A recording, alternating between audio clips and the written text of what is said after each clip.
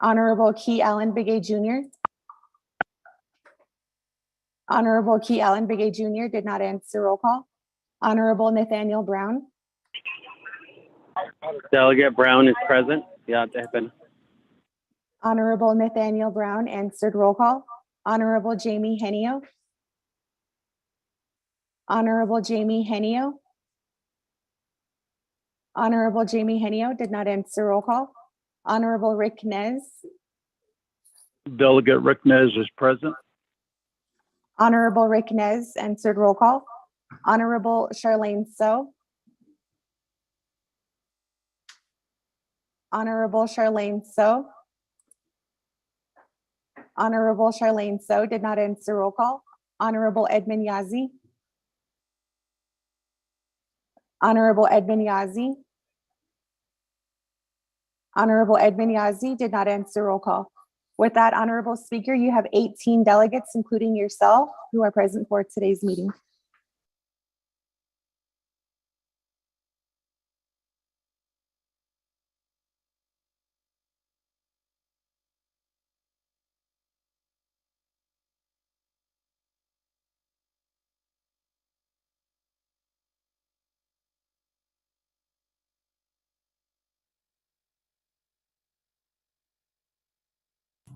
Thank you very much, colleagues. With that, we have 18 members present.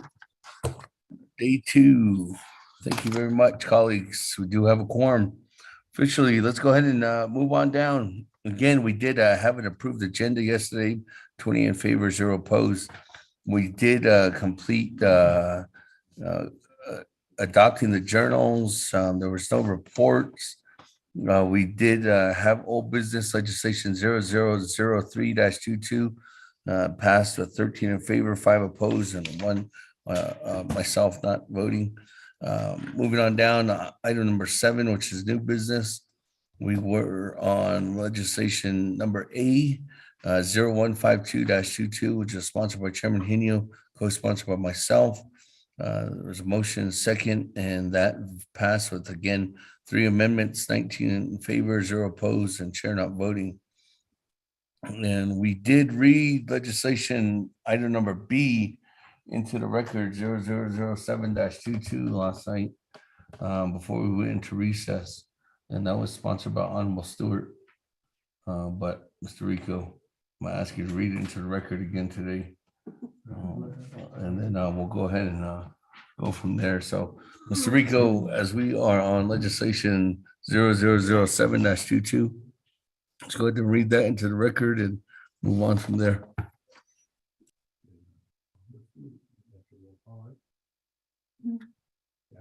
Thank you, Speaker. Members of the Naabik'iytiI Committee, tracking number 0007-22, an act relating to the Research and Development, Budget and Finance, Law and Order, and Naabik'iytiI Committees and the Navajo Nation Council allocating $900,000 from the Navajo Nation Tourism Fund 24 NNC Section 741 to the Division of Economic Development Tourism Department to cover the Tourism Department's personnel and operating expenses for the remainder of FY 2022, amending 24 NNC Section 741B to allow all revenue in the tourism fund to be used by any and all Navajo Nation programs for tourism related purposes. This legislation is sponsored by Honorable Wilson C. Stewart Jr. There are committee reports from the Resource and Development Committee that recommend a do pass with no amendment. A committee report from the Budget and Finance Committee that recommend a do pass with no amendment. A committee report from the Law and Order Committee that recommend a do pass with no amendment. However, there's a recommendation. The Law and Order Committee is hereby requesting to have the Naabik'iytiI Committee conduct a work session before the Navajo Nation Council session due to many questions that were asked and some needs to be responded correctly. The Law and Order Committee did a directive to Division of Economic Development. It's the attached directive. The Division of Economic Development, DED, through its executive director and staff shall assist in the construction and promotion of the Crown Point Hotel. The DED director shall report in writing and verbally the efforts taken to comply with this directive to the Law and Order Committee at its first regular meeting of each month. This legislation moves on to the Navajo Nation Council. Mr. Speaker.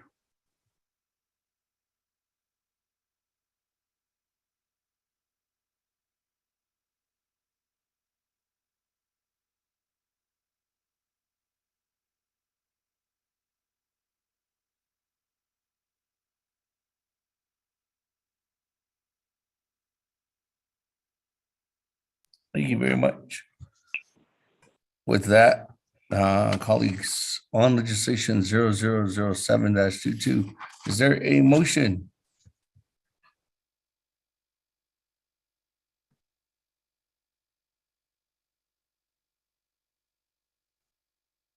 Motion on Delegate Rick 0007-22. motion. Motion by Chairman Nez. Is there a second? Auto so a second. Second by Otto. So any comments, questions on 0007-22?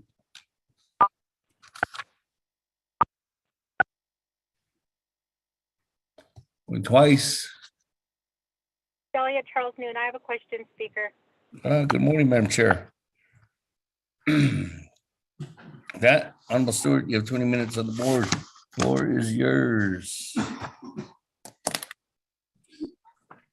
Question, Chairman, Speaker, thank you. I'll go ahead and turn the floor over to Shafran Ash, Mr. Arba McCabe for the presentation using the hotel occupancy tax for this legislation that we are asking for funds for. So Shafran Ash, Mr. McCabe. Good morning, Speaker and the 24 Navajo Nation Council. I'm not sure if you can hear me. We can hear you. Yes, we can hear you. Okay. This request for funding is one that we requested from the hospitality occupancy tax. This was one of the ones that we submitted, and then of course, we were informed to also submit for the UUFB. This is just a mirror of the one that was. It is to assist with covering the cost of staff and operational costs. So the budget looks similar to the one that was submitted for the legislation yesterday. Speaker, thank you.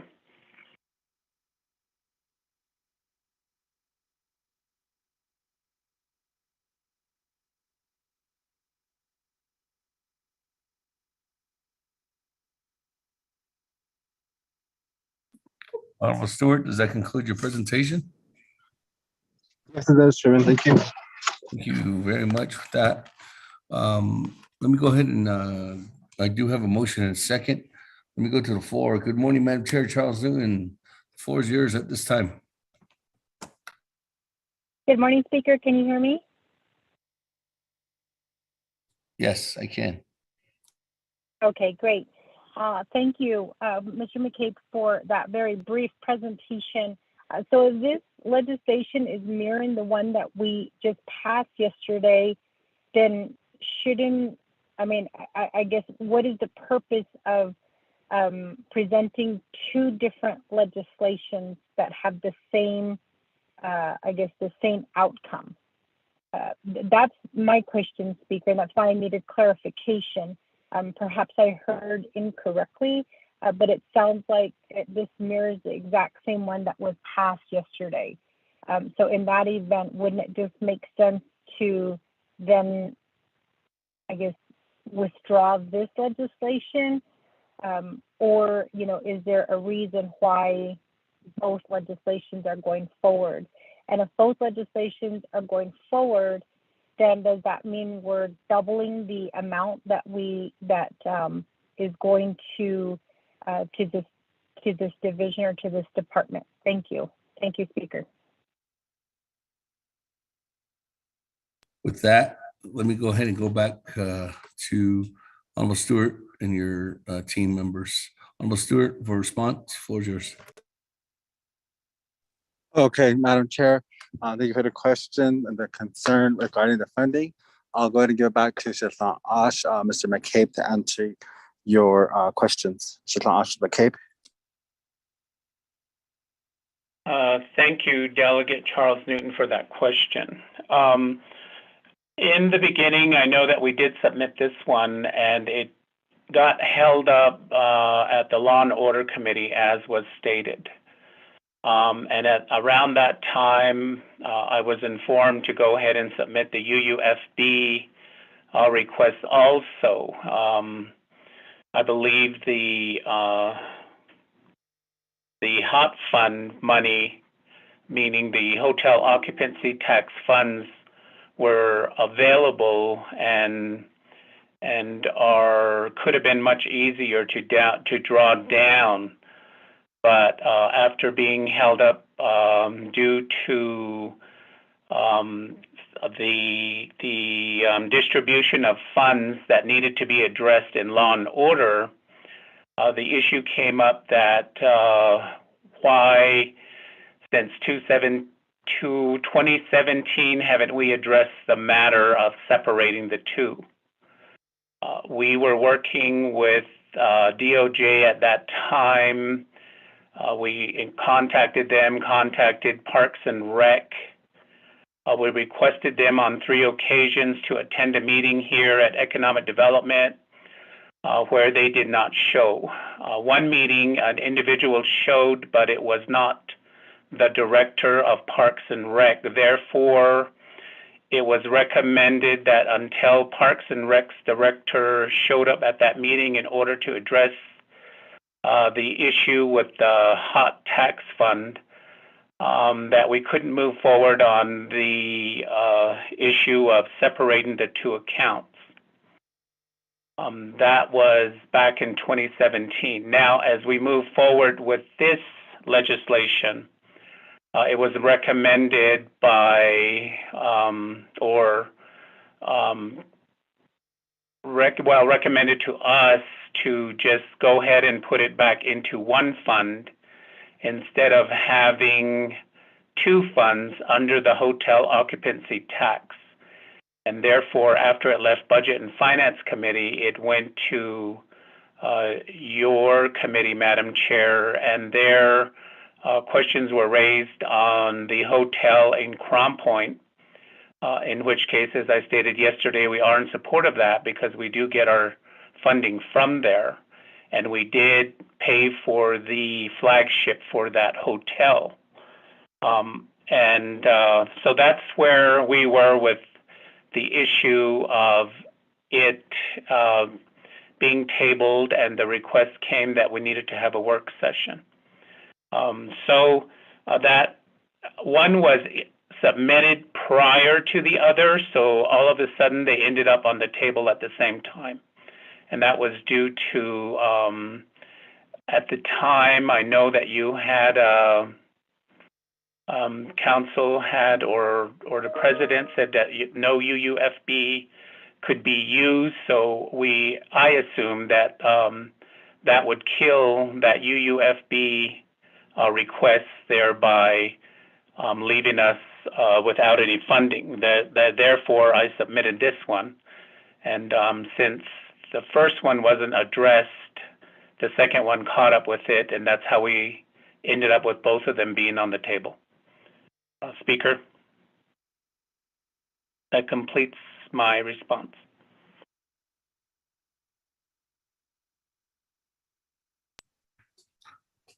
Well, thank you very much. With that, Honorable Stewart, does that conclude your response?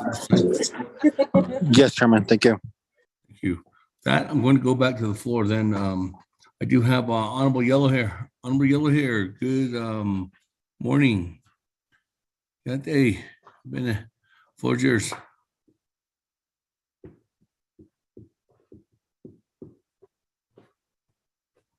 Okay, yes, to the Speaker Tim and Title 24 Confirmation that Title to for legislation that nodding to the 0007-22. Confirmation data, Mayor's not executed, Madam Chair, Charles Newton. Please take a 0003-22 No, it's out. Oh, yeah, Natida. Return expense ARG 0003-22. Ada UUFP. A peso. She don't inhato ni. Padik ang yanan so ki 80 ito ida nida. Equals 007-22 August end. International one-time funding will be used the remaining of FY22 based on the cut. That's the remaining ABC don't income. That's a simple question. I'll make more questions to Mr. McKay.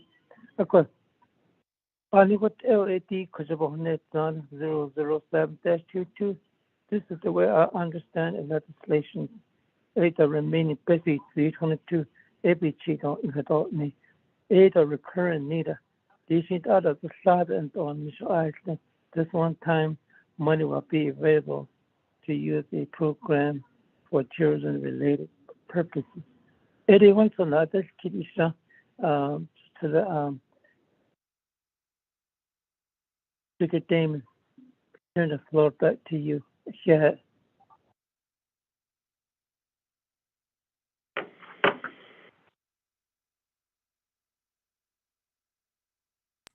Thank you very much. With that, let me go back. Honorable Stewart, any further response at this time?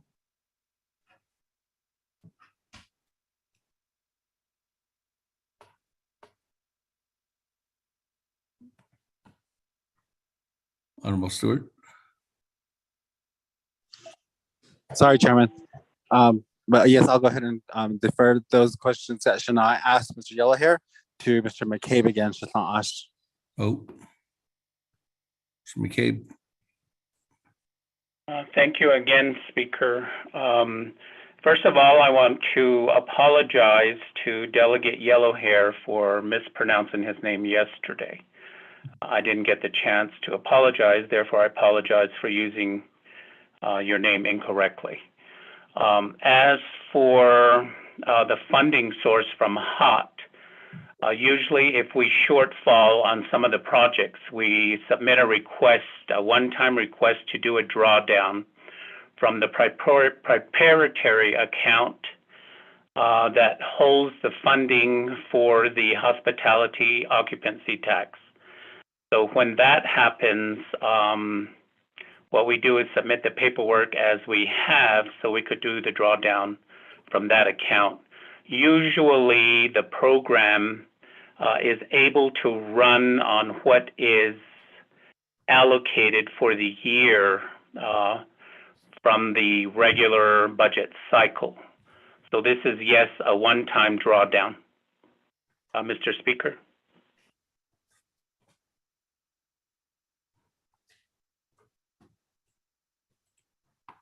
Thank you. Let me go ahead and go back to the floor. At this time, are there any other further comments or questions on legislation 0007-22? Going twice.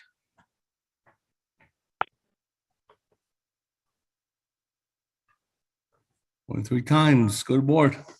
The main motion. Honorable Elmer Begay, how do you vote? I vote green. Honorable Elmer Begay votes green. Honorable Key Allen Begay Jr., how do you vote? Honorable Key Allen Begay Jr. Honorable Key Allen Begay Jr. did not vote. Honorable Paul Begay Jr., how do you vote? Honorable Paul Begay. Honorable Paul Begay did not vote. Honorable Nathaniel Brown, how do you vote? Honorable Nathaniel Brown. Honorable Nathaniel Brown did not vote. Honorable Eugenia Charles Newton, how do you vote? Delegate Brown Honorable- votes green. Honorable Eugenia Charles Newton. Honorable Eugenia Charles Newton did not vote. Honorable Nathaniel Brown votes green. Honorable Amber Knez-Bakrati is excused. Presiding Chair, Honorable Speaker Damon, not voting. Honorable Herman Daniels, how do you vote? I vote green. Honorable Herman Daniels votes green. Honorable Mark Freeland, how do you vote? Green. Honorable Mark Freeland votes green. Honorable Pernell Halona, how do you vote? Honorable Pernell Halona. Honorable Pernell Halona votes green. Honorable Jamie Henio, how do you vote? Honorable Jamie Henio. Honorable Jamie Henio did not vote. Honorable Vince James, how do you vote? Delegate James votes green. Honorable Vince James votes green. Honorable Rick Nez, how do you vote? Delegate Rick Nez votes green. Honorable Rick Nez votes green. Honorable Carl Slater, how do you vote? Green. Honorable Carl Slater votes green. Honorable Raymond Smith Jr. is excused. Honorable Wilson Stewart Jr., how do you vote? Green. Honorable Wilson Stewart Jr. votes green. Honorable Charlene So, how do you vote? I vote green. Honorable Charlene So votes green. Honorable Daniel So, how do you vote? Vote green. Honorable Daniel So votes green. Honorable Eugene So, how do you vote? Oh, that is okay.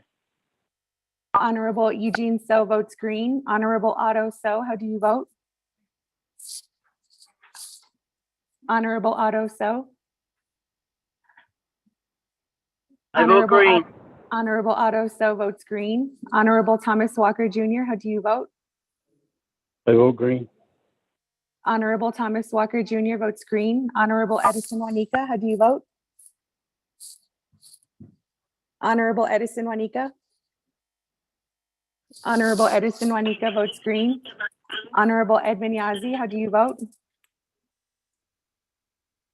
Honorable Edmund Yazzie. Green. Honorable Edmund Yazzie votes green. Honorable Jimmy Yellowhair, how do you vote? Honorable Delegate Yellowhair votes green. Honorable Jimmy Yellowhair votes green. Going back up, Honorable Key Allen Begay Jr., how do you vote? Honorable Key Allen Begay Jr. Honorable Key Allen Begay Jr. did not vote. Honorable Paul Begay, how do you vote? Honorable Paul Begay votes green via text. Honorable Eugenia Charles Newton, how do you vote?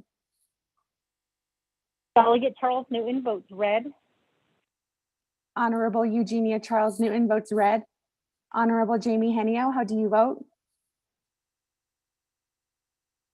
Honorable Jamie Henio. Honorable Jamie Henio did not vote. With that, Honorable Speaker, you have 18 delegates who voted in favor, 1 delegate who opposes, with presiding chair not voting.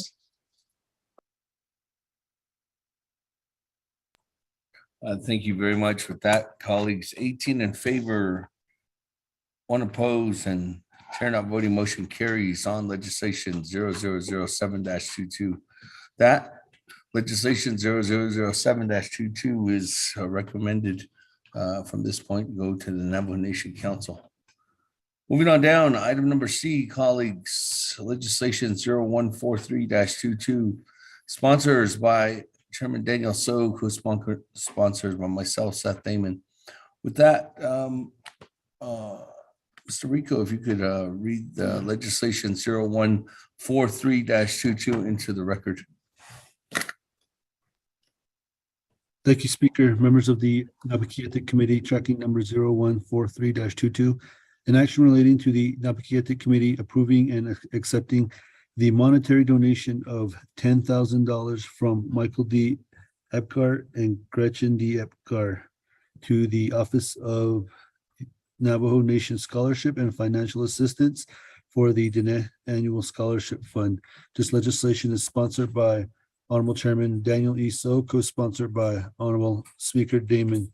There are no committee reports, as Naabik'iytiI is the only committee on this legislation. Per Navajo Nation Council Standing Committee Rules of Order Rule 9, legislation has been read into the record by electronic voice recording. Mr. Speaker.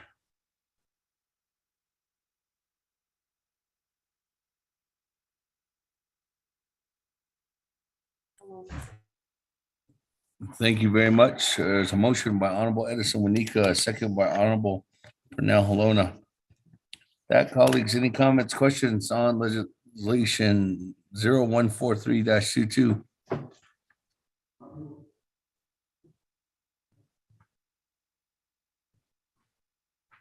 Going twice.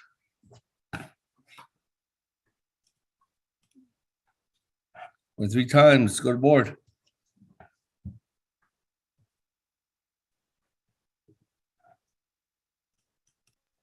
Honorable Elmer Begay, how do you vote? I vote green. Honorable Elmer Begay votes green. Honorable Key Allen Begay Jr., how do you vote? Honorable Key Allen Begay Jr. Honorable Key Allen Begay Jr. did not vote. Honorable Paul Begay Jr., how do you vote? Honorable Paul Begay Jr. votes green. Honorable Nathaniel Brown, how do you vote? Delegate Brown votes green. Honorable Nathaniel Brown votes green. Honorable Eugenia Charles Newton, how do you vote? Honorable Eugenia Charles Newton. Honorable Eugenia Charles Newton did not vote. Honorable Amber Knezvakrati is excused. Presiding Chair, Honorable Speaker Damon not voting. Honorable Herman Daniels, how do you vote? I vote green. Honorable Herman Daniels votes green. Honorable Mark Freeland, how do you vote? Honorable Mark Freeland. Green. Honorable Mark Freeland votes green. Honorable Pernell Halona votes green. Honorable Jamie Henio, how do you vote? Honorable Jamie Henio. Honorable Jamie Henio did not vote. Honorable Vince James, how do you vote? Delegate James votes green. Honorable Vince James votes green. Honorable Rick Nez, how do you vote? Delegate Rick Nez votes green. Honorable Rick Nez votes green. Honorable Carl Slater, how do you vote? Green. Honorable Carl Slater votes green. Honorable Raymond Smith Jr. is excused. Honorable Wilson Stewart Jr., how do you vote? Green. Honorable Wilson Stewart Jr. votes green. Honorable Charlene So, how do you vote? I vote green. Honorable Charlene So votes green. Honorable Daniel So, how do you vote? I vote green.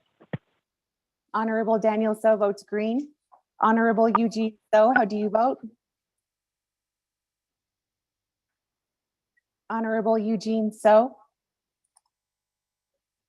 Honorable Eugene So did not vote. Honorable Otto So, how do you vote?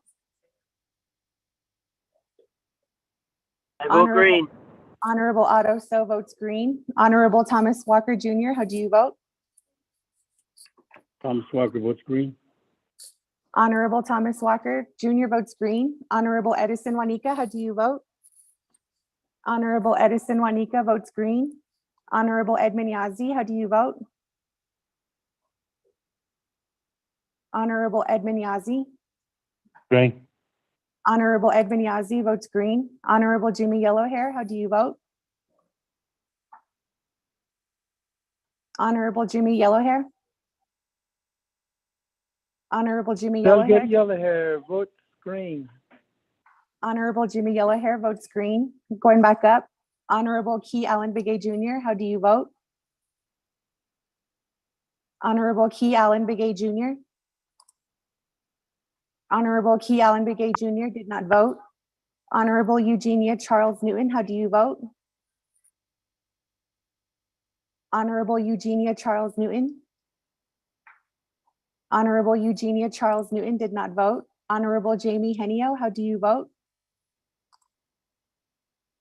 Honorable Jamie Henio. Honorable Jamie Henio did not vote. Honorable Eugene So. Honorable Eugene So. Honorable Eugene So did not vote. With that, Honorable Speaker, you have 17 delegates who voted in favor, 0 delegates who oppose, with presiding chair not voting. Hey, I voted, excuse me, I voted green. Honorable Eugene So votes green.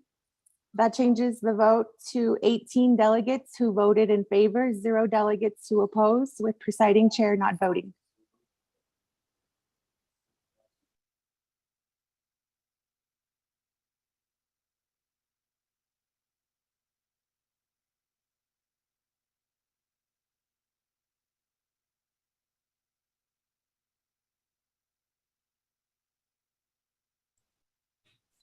Thank you very much. With that, Eugene, so we got you down. That 18 in favor, 0 opposed, and chair not voting. On legislation 0143-22, final authority was here at Naabik'iytiI committee.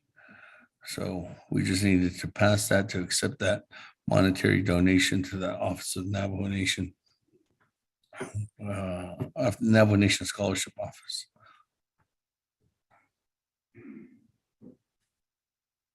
Speaker, this is Delegate Charles Newton. Did you get my vote of green? No. Speaker, I'm sorry, I was trying to say green, and I wasn't. When I push *6, it doesn't tell me if I'm muted or unmuted. I apologize. If you didn't count the vote, that's okay. No, I mean, I didn't ask for a next motion yet, so I'm counting the vote. That changing the vote from 18 to 19 in favor, 0 opposed, and chair not voting. Motion carries.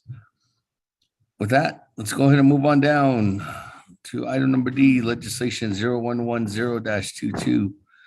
This is sponsored by Honorable Stewart. Mr. Rico, if you could read this into the record. Thank you, Speaker, and members of the Naabik'iytiI Committee, tracking number 0110-22, an act relating to the Budget and Finance, Resource and Development and Naabik'iytiI Committees and the Navajo Nation Council, allocating $5 million from the Citizen Fund for the assessment and remediation of the former Navajo Forest Products Industry location in Navajo, New Mexico, approving the related expenditure plan pursuant to 12 NNC Section 2501 to Section 2508. Legislation is sponsored by Honorable Wilson C. Stewart Jr. There are committee reports from the Budget and Finance Committee that recommend they do pass with no amendment. Committee report from the Budget and Finance from the Resource and Development Committee that recommend it do pass and no amendment. This legislation moves on to the Navajo Nation Council. Mr. Speaker.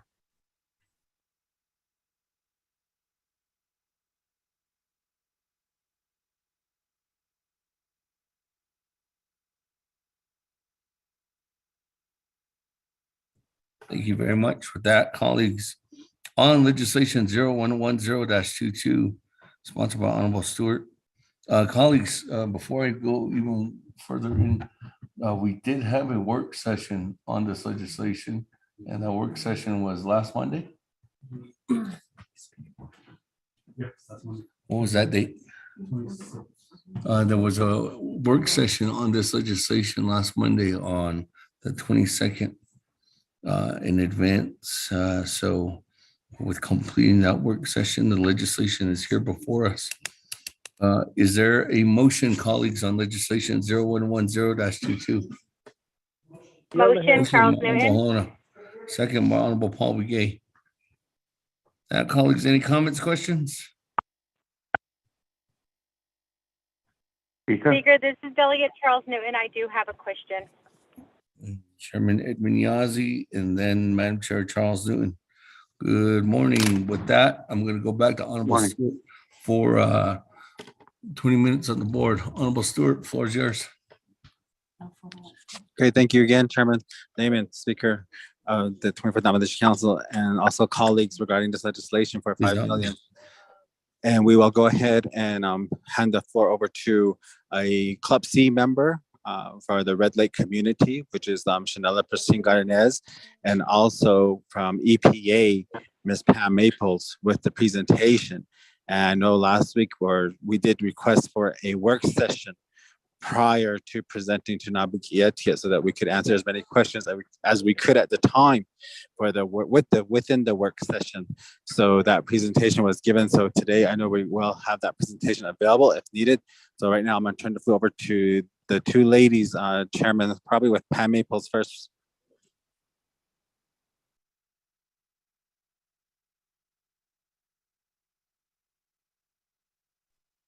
Good morning, Honorable Speaker and committee members. Can you hear me? This is Ms. Pam Maples. Yes, we can. Ms. Maples, good morning. Good morning.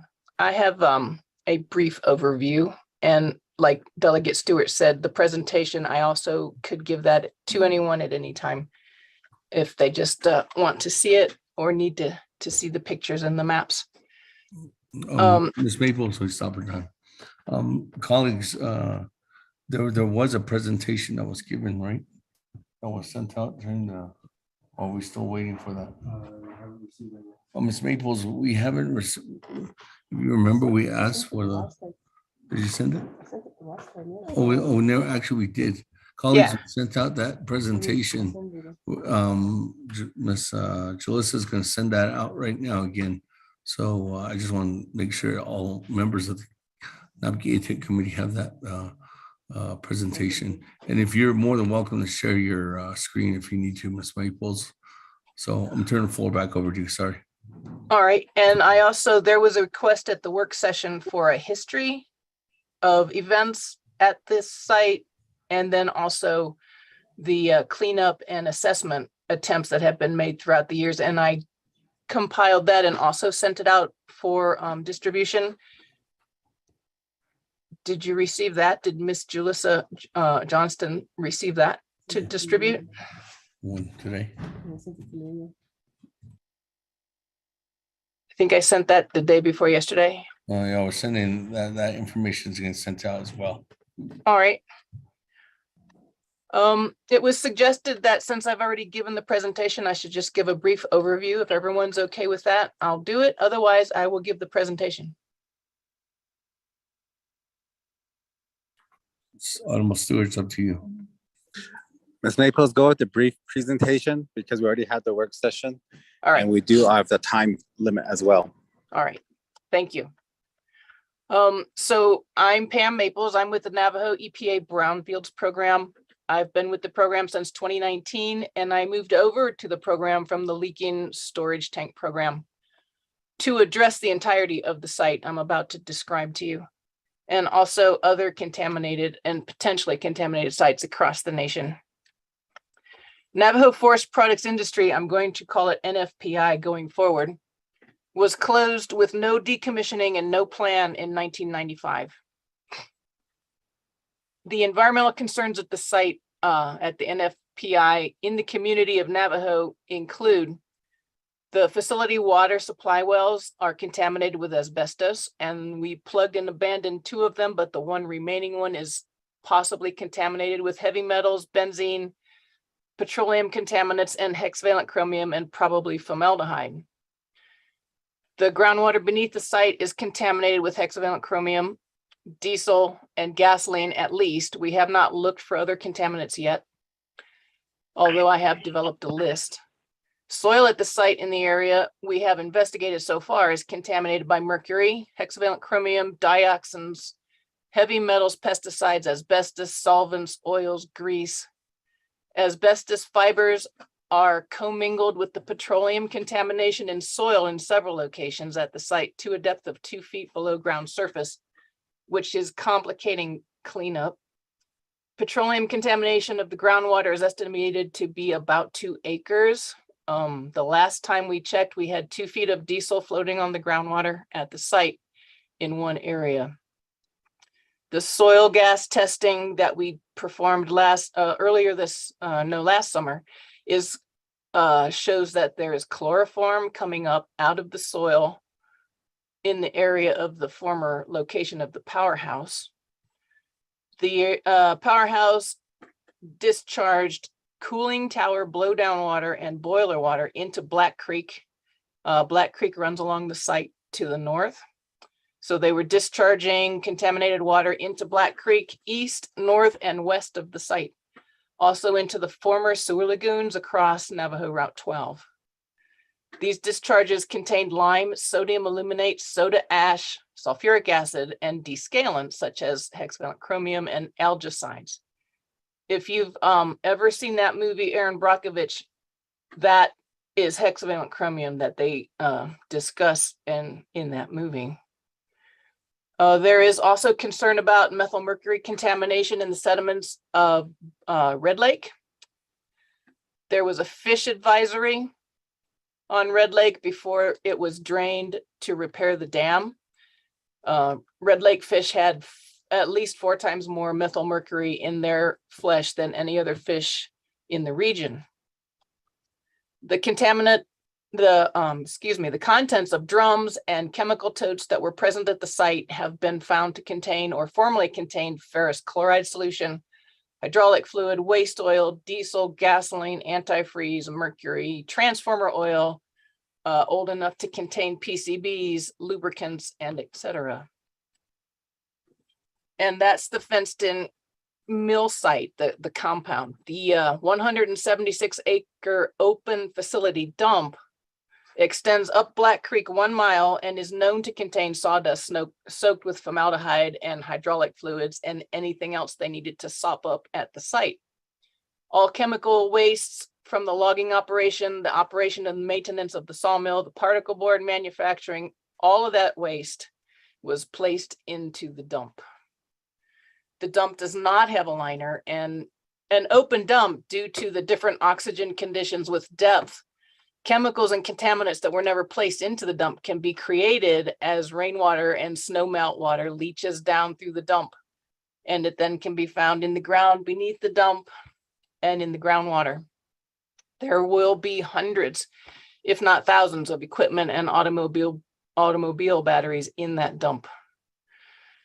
Hexavalent chromium at levels substantially above the standard for protection of groundwater and dioxins have been leaching from this rapidly eroding section of the dump for at least 50 years and has recently been confirmed in Black Creek, north and east of the site, in the water in the creek. Behind the diversion dam used to fill Red Lake. That diversion dam is silted in, so when it rains heavily, like it has been all last week, the creek water goes right over the top of the dam and continues on downstream, carrying everything it has eroded from the dump with it. Emergency action is critically needed to pull the known hexavalent chromium containing waste back from the precipice. It forms a cliff. We need to pull it back. A few more feet of this pile falls into creek every time it rains hard. Since the water from Black Creek and Red Lake is used for irrigation, I am currently researching the uptake of metals and hexavalent chromium specifically in plants and livestock, and whether or not it bioaccumulates. Children play in that creek. So far, it looks like corn is the best receptor for taking up hexavalent chromium. The site has been a serious airborne asbestos hazard up until last summer, with 2 elementary schools and a daycare center in very close proximity to the site. So I contacted US EPA emergency response right before the pandemic and talked to them about the asbestos hazard, the lumber drying kiln specifically, and they came out and decided it was critical, a time critical removal action was required at the site. And they came out last summer, and for 3 months, 70-hour work weeks, they performed, and I oversaw an emergency removal action for asbestos, including the kiln building. We removed over 4,000 cubic yards of asbestos containing materials from that site, took it away and entombed it down at Joseph City at the special waste landfill. The presence of various toxic heavy metals on the site and in the creek could have resulted in impaired neurological development of children who live around, play in, or attend school near that site. I did a cost estimate, a very rough estimate, because there is so much unknown about this site, to clean up, to assess, and to clean up the entire 800 acres, which includes the dump, the lake sediments, the wash, the creek, and the mill site. My estimate comes in around $660 million with no time, because there are so many unknowns. To date, so far, we've managed to secure some grants. We got an environmental justice collaborative problem-solving grant for $120,000. It's built around community awareness, web presence for remediation updates, surface soil sampling in Black Creek, It was a community event, and that's where we confirmed the hexavalent chromium in the actual creek. We won a Brownfields assessment grant for $350,000. We are currently in the last week of that grant. We've been out in the field for almost 2 weeks now, drilling holes in the ground, trying to delineate the hexavalent chromium in the groundwater beneath the site. Hopefully, with this amount of money, we can get our hands around the extent of that contamination. In other words, I hope that we reach non-detect and have it bounded so that we know where it is and how much there is. Those lab results, I'm going to give them 6 weeks to get back to me on that. We won a targeted Brownfields assistance tool for the discovery of hexavalent chromium. That was worth about $90,000. Knowing that there was a power plant on site, it had to be there, or I had to prove that it was not there. So the US EPA assisted with this TBA, the targeted Brownfields assistance, and we did in fact discover the hexavalent chromium in the release area around the power plant and the cooling tower location, and along the pipe run with the leaks from the leaking pipes. I already mentioned the time critical removal action. That was $6 million federal government spent, and they are not going to pursue any responsible party. The targeted brownfields, I have one that we just got permission from Fish and Wildlife to proceed. I'm going to, in a 5-phased approach, try to characterize the creek sediments to see what's in them for the entire drainage all along the dump and then down the wash as far as we can go. I have applied for a supplemental 128 bill funding. There is a once-in-a-lifetime opportunity coming down the pipe, and I have applied for a 128A grant to supplement the one the Brownfields program operates with, and I have put some site-specific assessment money in there because Nfpi was the second location of the tribal enterprise. The first location is up at Sawmill, and I know that there's asbestos situation up there like there was down at Nfpi. And I have already taken steps to get an emergency action going for that Sawmill location as well. But they had power plants up there, and as far as I know, no one has ever even looked up there. So I put some site assessment money in for that. That brings the total to date, including the grants I hope to win, at about $7 million that has already been spent or will shortly be spent trying to assess that Sawmill. The bill funding, I have applied for an air quality monitoring grant. I've applied for a community-wide assessment grant to include Sawmill, and I have applied for a $2 million site-specific cleanup grant. For petroleum, the word about federal cleanup grants and spending, you only get one cleanup grant per site. So those are the rules, and working inside the rules, my plan is, and I've been approved by my funding officer, to split the site up into multiple operational units. So I'm going to apply for the cleanup grant for petroleum contamination only. Based on the work I used to do in the leaking storage tank program, I think $2 million will get that cleaned up, or very nearly so, even with the asbestos in the source soil. To summarize this legislation, creating tribal funding to clean up this dangerously contaminated site is very important, not only for the needed protection of the health of the people and the environment, but it will demonstrate tribal commitment to address the situation. This demonstrated commitment is very useful when leveraging federal funds via competitive grants and cooperative agreements. So with that, Mr. Speaker, that ends my presentation. Thank you very much, Ms. Maples. With that, Honorable Stewart, does that conclude your whole presentation?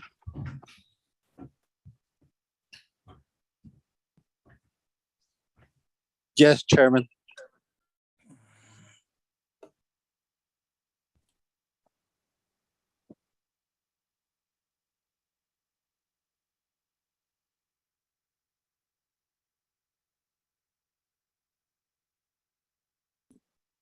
You can hear me.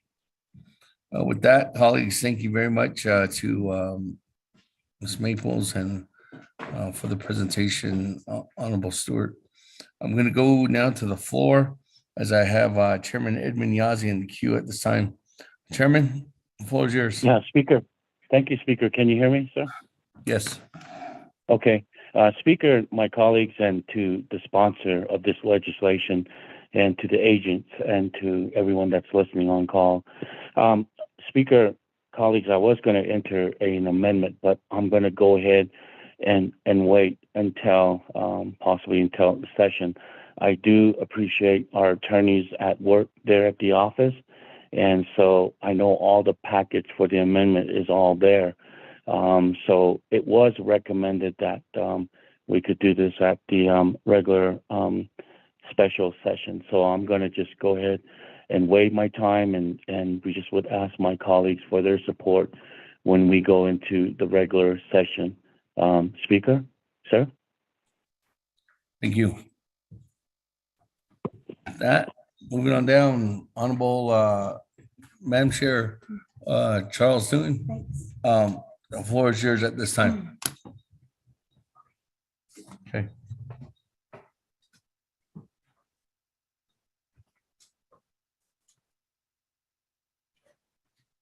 Speaker, can you hear me? Yes. Okay. Thank you, Speaker, and thank you so much for the presentation of Honorable Wilson Stewart, and then also Miss.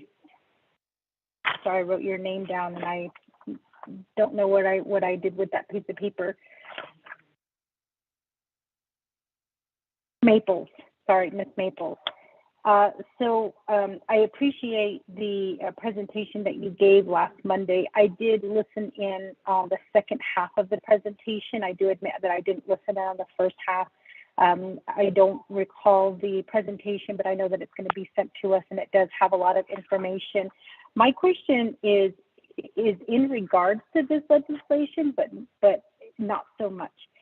I will say that I do support the legislation, but my question is to Speaker and to Department of Justice.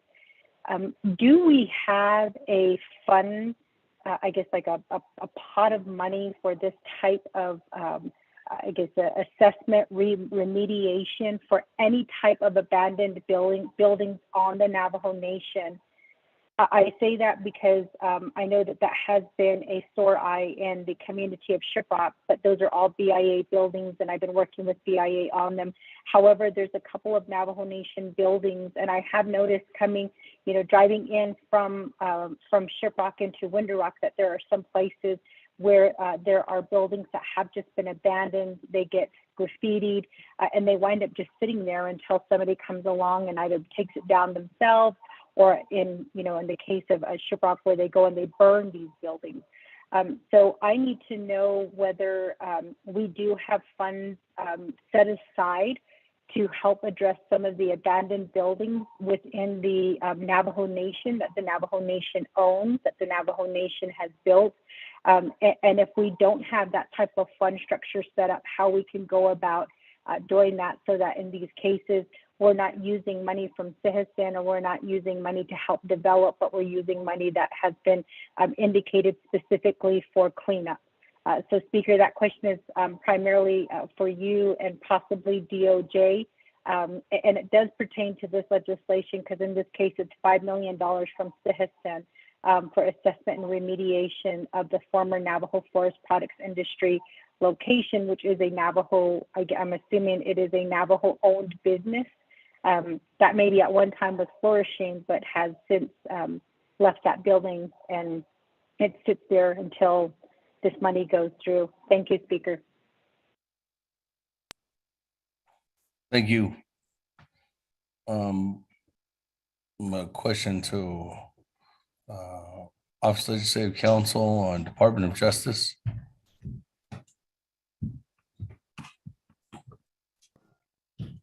Speaker, this is Kristen Lowell, if I may. Yeah. Good morning. Good morning, Speaker. Thank you. I've got to do a little bit of research. There's nothing that I'm immediately familiar with, so I have to do some checking. I'll need a few moments. Okay. Thank you. Mr. Speaker, auto sell. Thank you. Can you put me in the queue box too? Thank you very much. I'll come back to you for that response and Ms. Lowell. Honorable Otto So, do you want me to put you in the queue? Yes, put me in the queue. Okay, Honorable Freeland, I'll put you in the queue as well. Moving on down, well, we're getting a response, so I'll go ahead and move on to back to the floor. Honorable Helona, floor is yours at this time.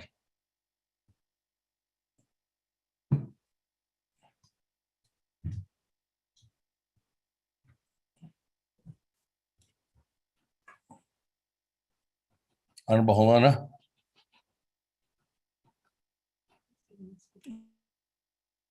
Can you hear me now, Speaker? Yes. Okay, thank you, Speaker, and committee members, Naabik'iytiI, and all the guests on the line. Good day. Have a good day. I hope you're all doing well. I was referring to the work session that we had to try and make this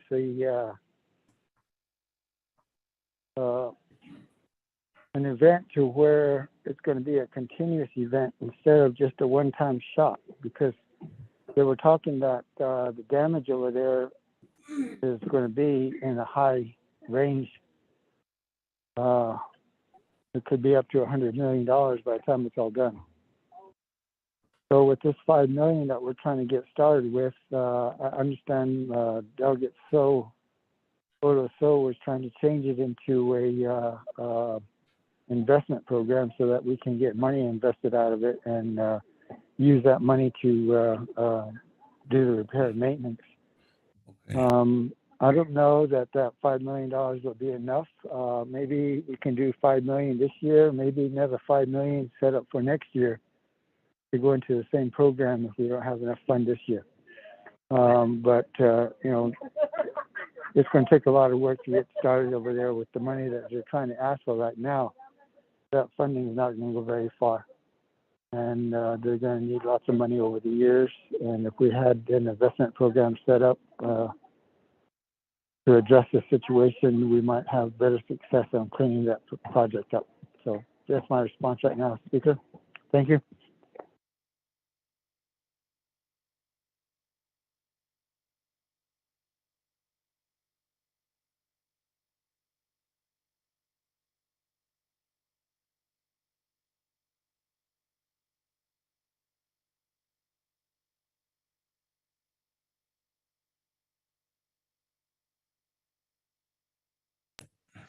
Thank you very much. That Honorable Helona, with that questions, let me go ahead and go back to the sponsor at this time. Honorable Stewart. Yes, Chairman Damon, we'll go ahead and turn the floor over to Ms. Maples to respond. Thank you, Delegate Stewart. Mr. Helona is right. It's going to take a long time and a lot of money to address this this really hazardous site. And $5 million is a drop in the bucket. But like I said before, $5 million shows interest, and I can use that to leverage funds from the federal government to go along with it. I like the idea of the former tribal enterprise having its own cleanup fund, because it is going to take a long time. And I think the legislation is set up to receive funds into some kind of a hazardous waste fund, and then make sure that it is managed so that it is used to clean up the Navajo Forest Products Industry site exclusively. And it can be run possibly with like an N account, which is a construction account, so that it's not fiscally limited, so that cleanup strategies can be run year round, not just in the summers, and then having to be closed out by the end of the year or the fiscal year. But I agree, he's right. It's going to take additional funds to get this place cleaned up. And the Brownfields program is all about community revitalization, cleaning up the hazards so that the community can then move forward with plans that they may have to revitalize themselves and get a viable businesses going back again. That's thank you, Speaker.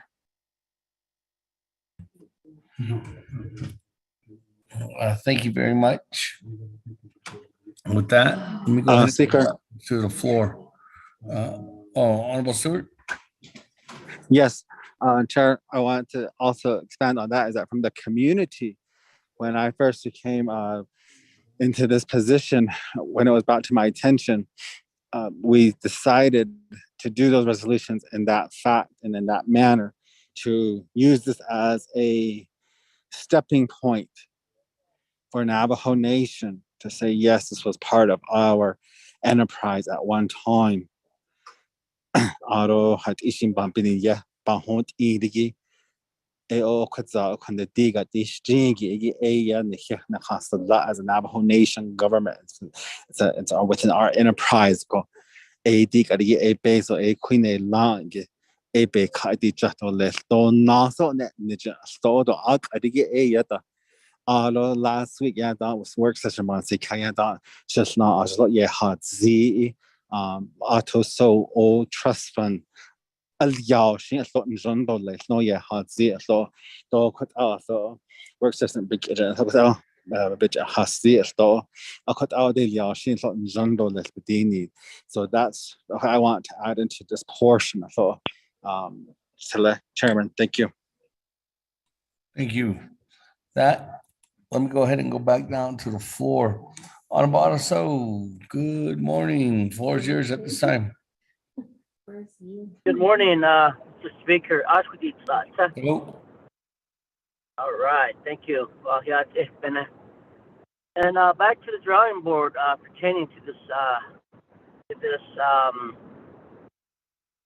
request. It sounds like the Navajo EPA wants the $5 million to utilize that source to leverage the funding against other dollars. And I guess if that's the intent of the legislation, I guess that's how it's crafted. But you know, it's just a one-time grant right now. So, but the other hand is we have the minimum set aside that is spread out, the funding that is taken out of the sales tax and or the taxes we collect, and it's spread out to various different trust funds across or what the Navajo Nation has. And I think we really need to go back to the table and sit down at each trust fund that exists. There's some trust funds that have over $200 million, and I think those trust funds can be, we can cap those trust funds, and we can create other trust funds so that, such as this, the EPA cleanup costs, you know, to clean up, you know, hazardous, you know, places that are affected by the environment. The other is the old building cleanups and things like that. Because DD, a lot of these stores that are abandoned out there, DD once issued lease to these, and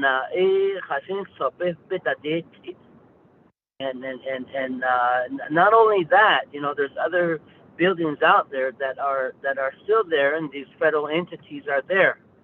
But what I'm getting to is that if we can cap some of the trust funds that grow and spread out the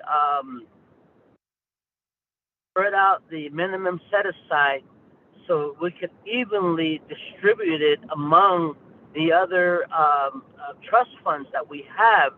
So for the sake of growing those trust funds, I think that's something that we should really look at.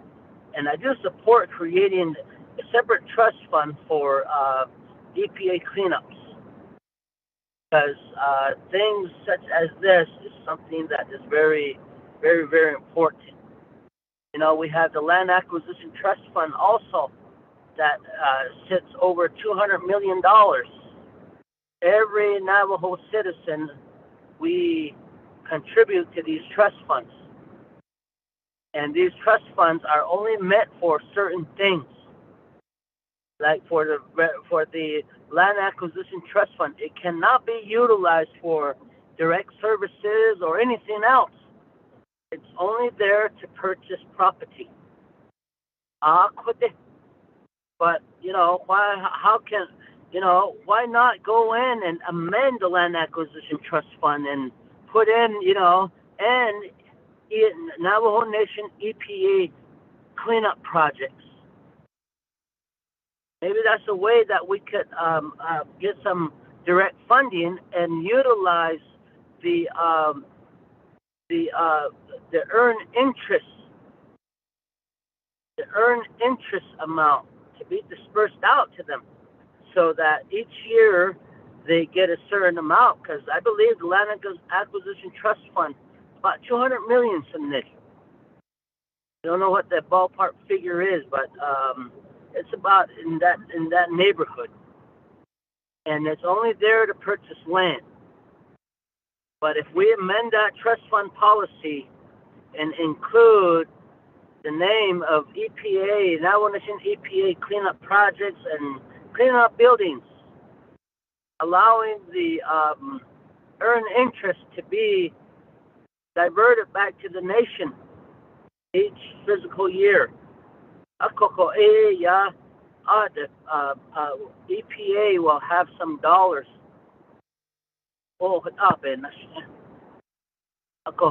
That's one route to go.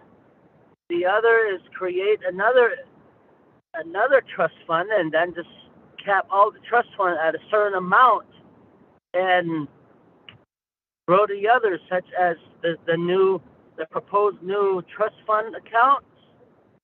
We can even grow the elderly trust fund, the handicap trust fund, and we can create another trust fund for our youth. You know, our youth do not have any sort of trust fund in their name pertaining, or even other needed projects or trust funds that could serve other projects. Go back and look at our minimum set-aside monies. I think we can find the money for EPA, even if it's a $2.5 million a year that's dispersed to that's a start. But we allow that trust fund to grow, and as these trust funds to grow, the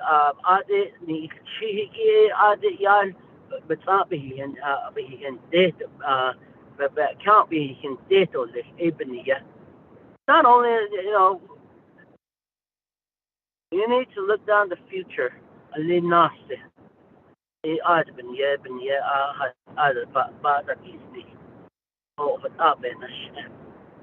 then the other is that the permanent trust fund also, we have 12% going into that trust fund right now. Why don't we lower that and make it 8% and redirect the 4% elsewhere? Maybe put 2% into the newly created trust fund for the EPA, and then put the other 2% into the elderly and the handicapped citizen. We have to grow these trust funds. That's just a suggestion. The executive branch,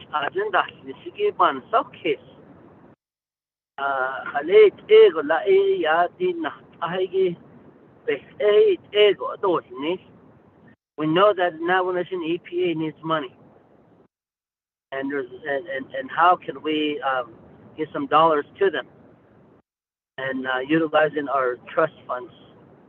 One fast route is just go ahead and reformulate all our trust fund allocation dollars and spread it across the board evenly, so that all the trust fund, the same amount, we lower all of it.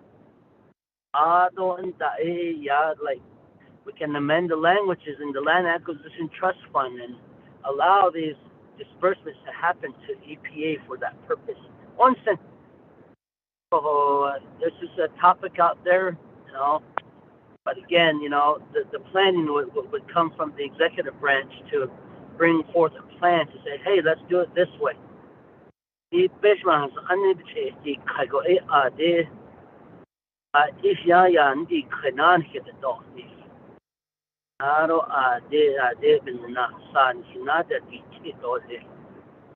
it's something that I think that Ms. Shirley, if you're on the line, that's something that is from the executive program.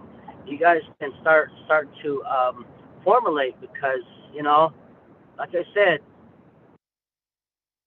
Tournament Trust Fund has 12% of the minimum set aside going to service that trust fund each year. Maybe we can do that and play the trust fund in EPA's name, but we need to get some seed money for it, or propose to amend the Land Acquisition Trust Fund and just go ahead and put in insert the uses to be used with Navajo EPA. Yes, we don't have the authority to withdraw the monies. That's going to require probably a referendum, but we can change the intent of the trust fund by law. I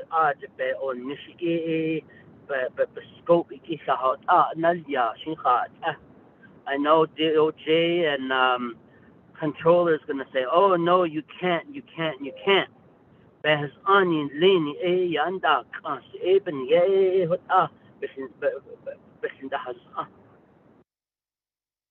Controller and the Department of Justice is there for guidance. We are the client. We decide to do this. They should create that path for us so that this can happen and we could get monies to you a lot sooner. Navajo Nation EPA. By even, like I said, amending the Land Acquisition Trust Fund scope of work, how those dollars are going to be utilized. You know, just thinking outside the box. Yeah. Also. Thank you very much for that. I'm going down. Sorry to interrupt you, Speaker. This is Kristen. If I may.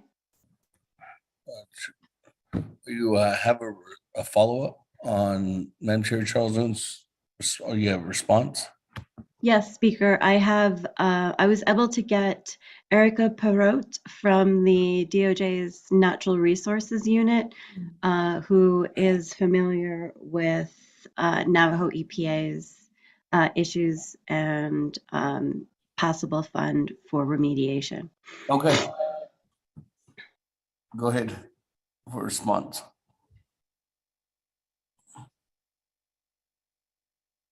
Okay, Erica, if you're on the line. Good afternoon or good morning still. This is Erica Perot from DOJ's Natural Resources Unit.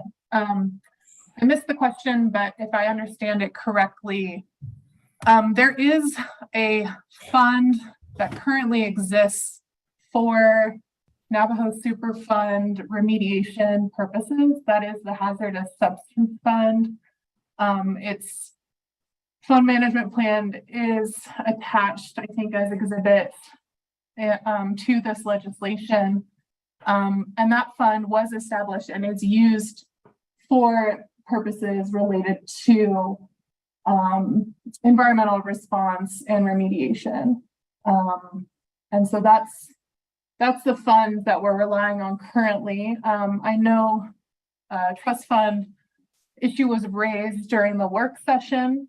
That would be sort of a separate inquiry, I guess, regarding other financial provisions that I'm not familiar with, but for the purposes of Navajo EPA, Navajo Superfund, and cleanup related to the former NFPI site, there is a current fund.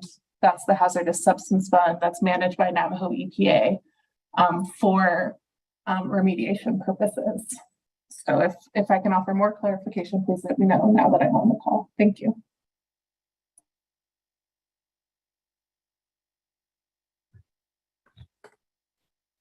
Thank you. With that, Honorable Stewart, any response at this time for Honorable Otto? I think it was more comment though, but I can turn it back over to you, Honorable Stewart.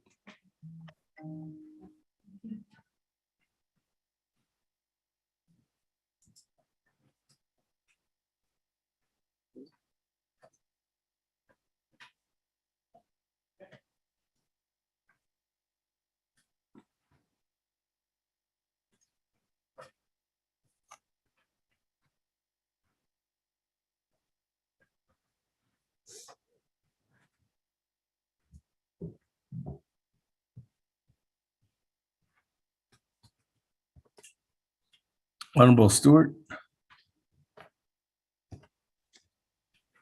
Yes, Chairman, I got knocked off. Is there any response to Honorable Otto this time?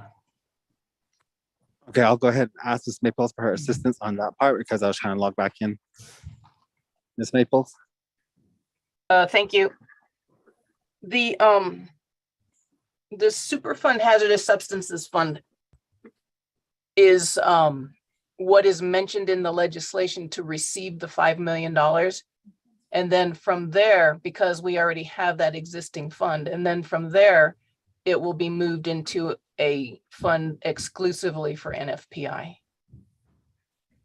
The Hazardous Waste Fund is, I've only been with the program for 3 years and I don't fully understand how it is funded and what exactly it is used for, but I do know it is used to operate the program and also for some other aspects of the work that Navajo Superfund does. The Brownfields program is under Navajo Superfund. And so, and here again, I'm out of my lane. I assume that we would have access to that fund, but I also know that it's not a big fund and it doesn't have an income. So that's what I understand about it, is that we were going to use that fund as a mechanism to set up a fund for NFPI assessment and remediation. That finishes my answer. Thank you. Let me go ahead and go back down to the floor. Yeah. Honorable Freeland, I have you in the queue. Honorable Freeland, the floor is yours at this time. Thank you, Speaker, colleagues, Naabik'iytiI committee and staff. Good morning. Honorable Wilson Stewart Jr., thank you for the legislation as well as thank you, Ms. Maples and the Navajo Nation EPA team, the Navajo Department of Justice team as well. And just kind of thinking about, the putting things back in their perspective this morning, and then, knowing that this is a very serious situation, and it is a catastrophe, environmental catastrophe, and knowing that there's a lot of cleanup ahead. This is just one of probably many places that we have on the nation that are facing severe cleanup, and a lot of this has to do with our past and what we learned from our past. We're kind of learning a lot about these situations today, and I guess I bring this up because of I always think of the abandoned uranium mine tours that we did out in the Jayton Valley, and those type of situations always come to mind. This NFPI, just to hear again, the type of elements,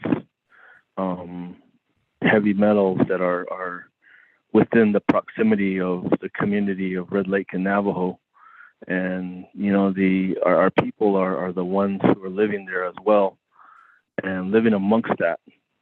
And these are toxic, very toxic, and it's a very serious matter.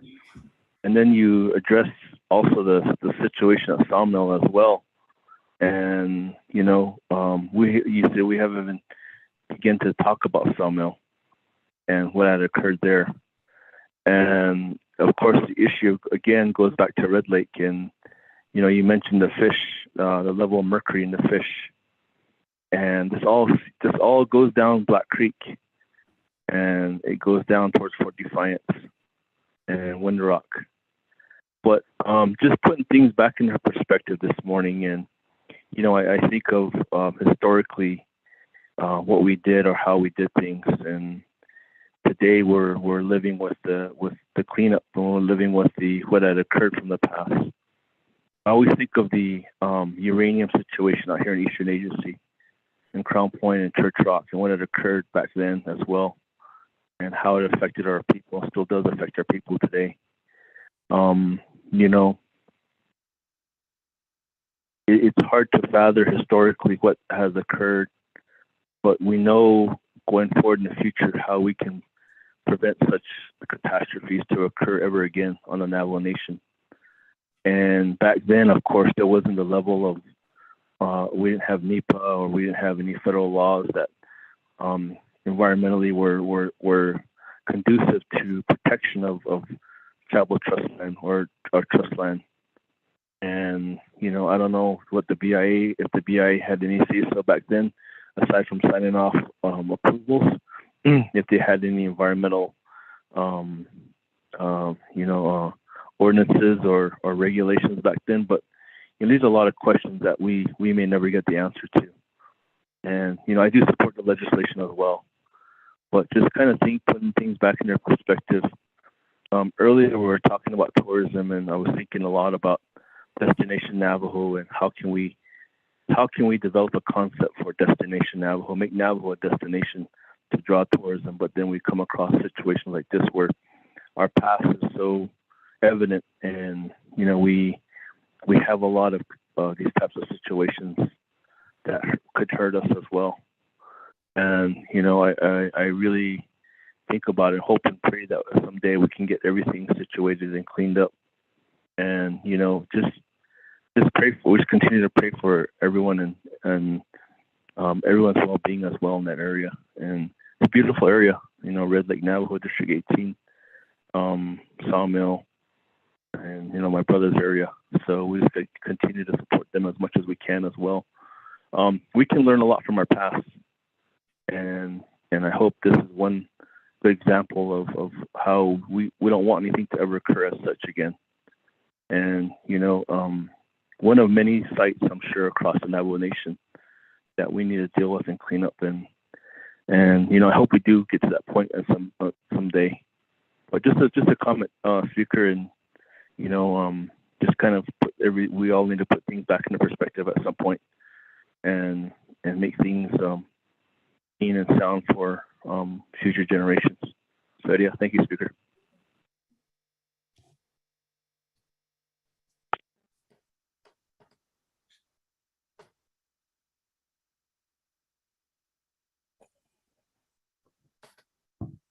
Thank you very much.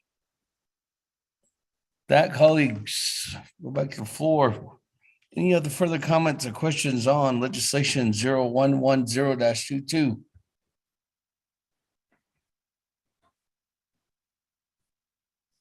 Or twice? Or 3 times? Let's go to board. Honorable Elmer Begay, how do you vote? Honorable Elmer Begay. Honorable Elmer Begay. Honorable Elmer Begay votes green. Honorable Key Allen Begay Jr., how do you vote? Key Allen votes green. Thank you. Honorable Key Allen Begay Jr. votes green. Honorable Paul Begay Jr., how do you vote? Delegate Paul Begay votes green. Honorable Paul Begay votes green. Honorable Nathaniel Brown, how do you vote?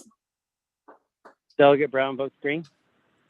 Honorable Nathaniel Brown votes green.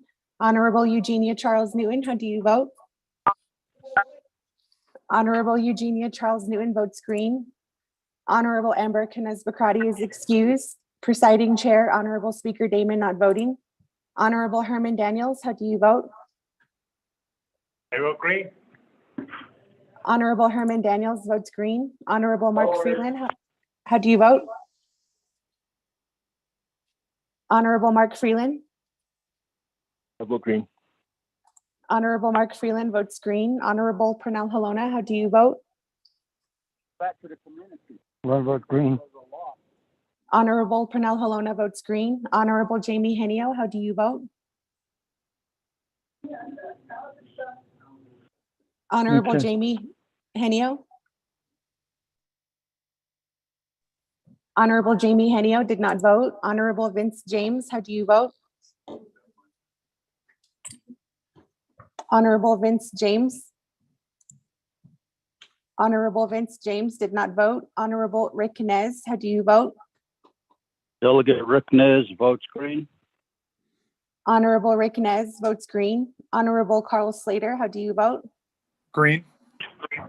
Honorable Carl Slater votes green. Honorable Raymond Smith Jr. is excused. Honorable Wilson Stewart Jr., how do you vote?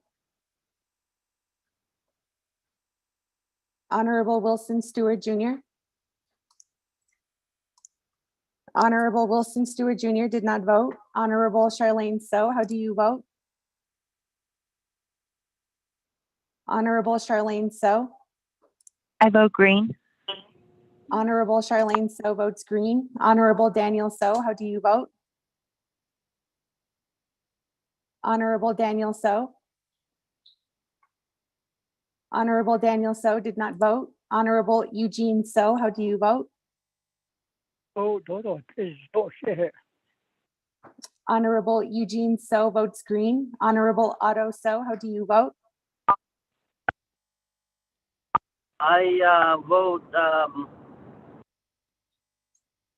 green.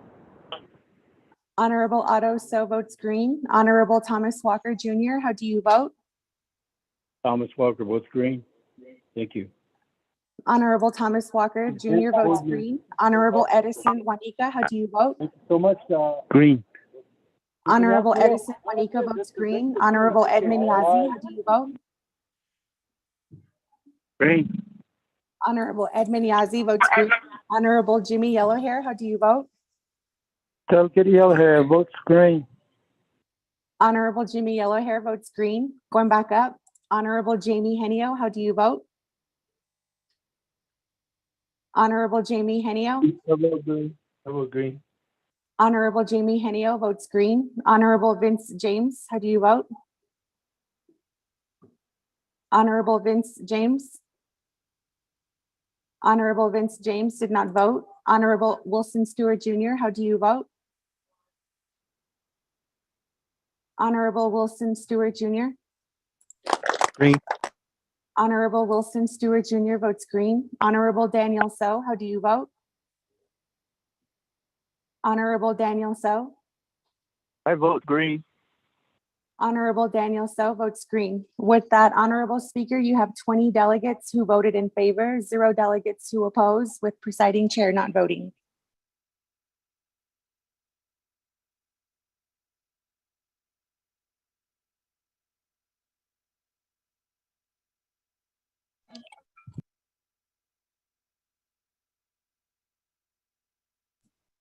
Thank you very much with that. Delegate James votes green.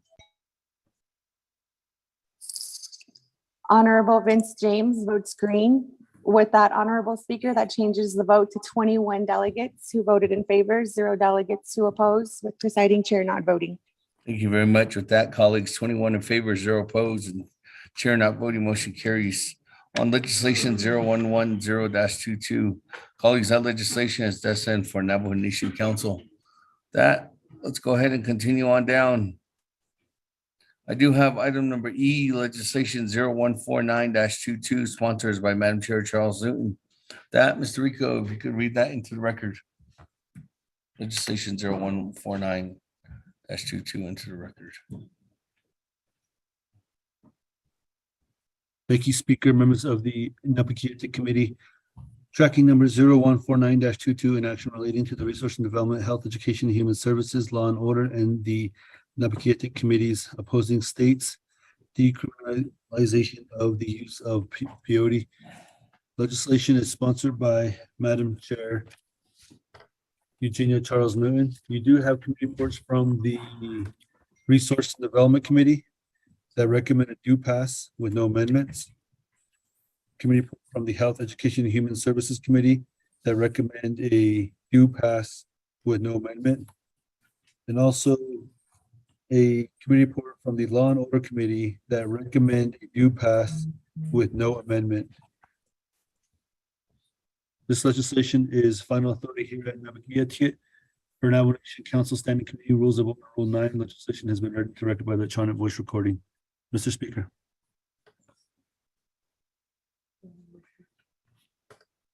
Okay.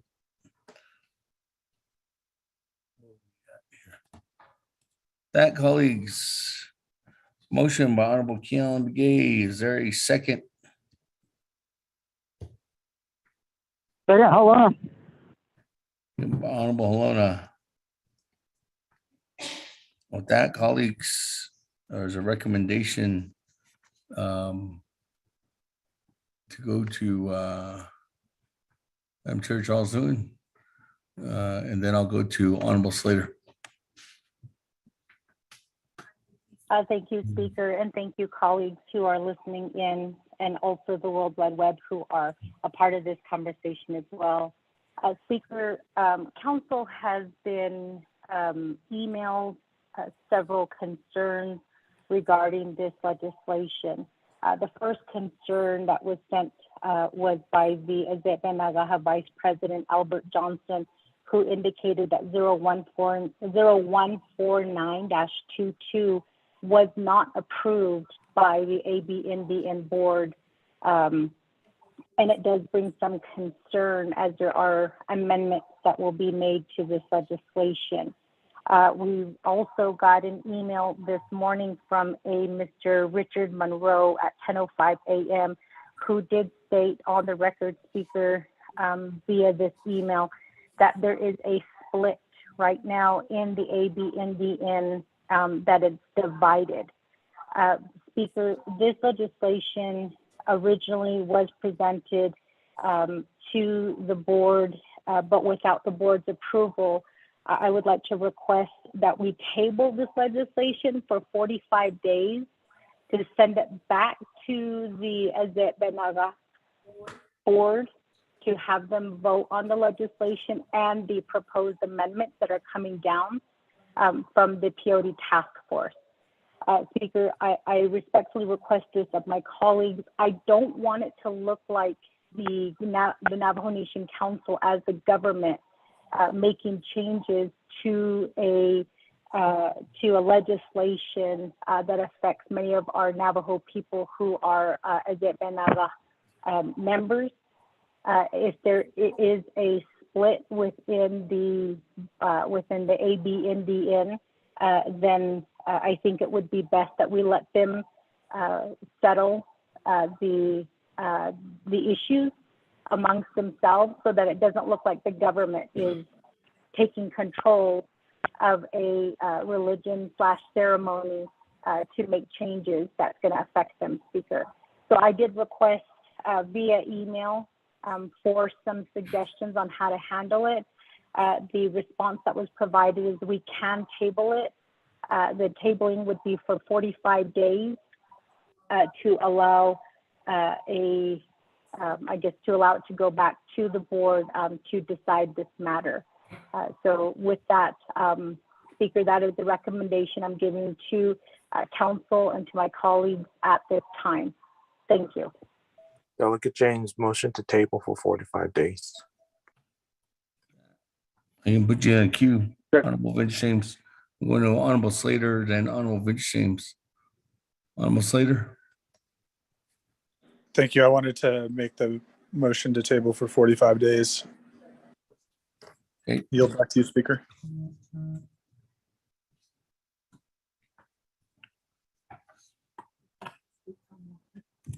There's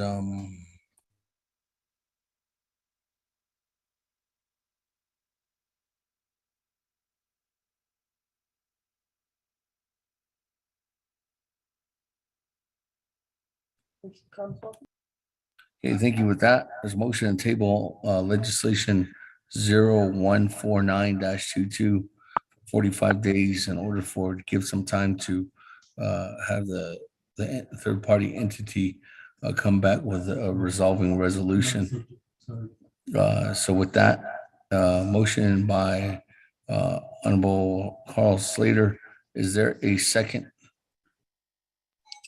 Second, Delegate James. Second by Honorable Vince James. Colleagues, on the tabling motion for 0149-22, there's no debate. So with that, let's go to the board. Speaker, this is Thomas Walker. Can I ask the motioning party to include stakeholders, NAC stakeholders on the Navajo Nation to participate in this referral back to the ABNDN? I request the motioning party to include other stakeholders. Honorable Vice Chair Walker, that there is already a tabling motion with the recommendation. There's a timeline and those two things that were in, with the entities in there.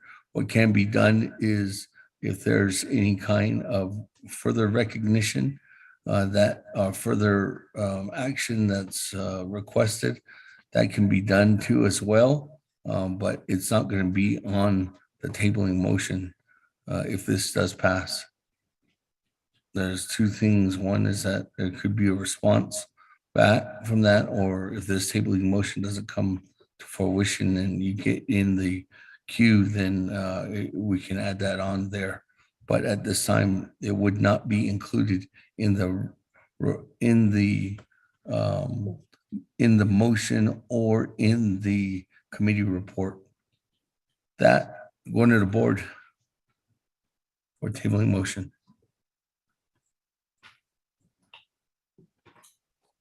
Honorable Elmer Begay, how do you vote? Honorable Elmer Begay. I vote green. Honorable Elmer Begay votes green. Honorable Key Allen Begay Jr., how do you vote? Honorable Key Allen Begay Jr. Honorable Key Allen Begay Jr. did not vote. Honorable Paul Begay, how do you vote? Delegate Paul Begay votes green. Honorable Paul Begay votes green. Honorable Nathaniel Brown, how do you vote? I know, but I haven't. Delegate Brown votes green. Honorable Nathaniel Brown votes green. Honorable Eugenia Charles Newton, how do you vote? Delegate Charles Newton votes green. Honorable Eugenia Charles Newton votes green. Honorable Amber Knez-Bakrati is excused. Presiding Chair, Honorable Speaker Damon not voting. Honorable Herman Daniels, how do you vote? Honorable Herman Daniels votes green. Honorable Mark Freeland, how do you vote? Honorable Mark Freeland. Honorable Mark Freeland did not vote. Honorable Pernell Halona, how do you vote? I vote green. Honorable Pernell Halona votes green. Honorable Jamie Henio, how do you vote? Honorable Jamie Henio. Honorable Jamie Henio did not vote. Honorable Vince James, how do you vote? Delegate James votes green. Honorable Vince James votes green. Honorable Rick Nez, how do you vote? Delegate Rick Nez votes green. Honorable Rick Nez votes green. Honorable Carl Slater, how do you vote? Green.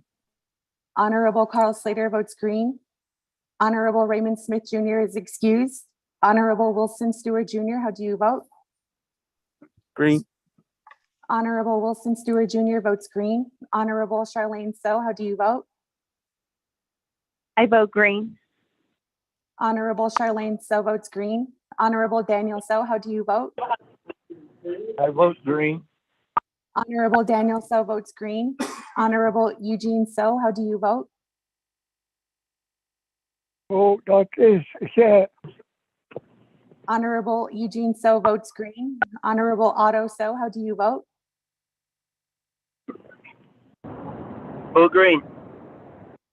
Honorable Otto So votes green. Honorable Thomas Walker Jr., how do you vote?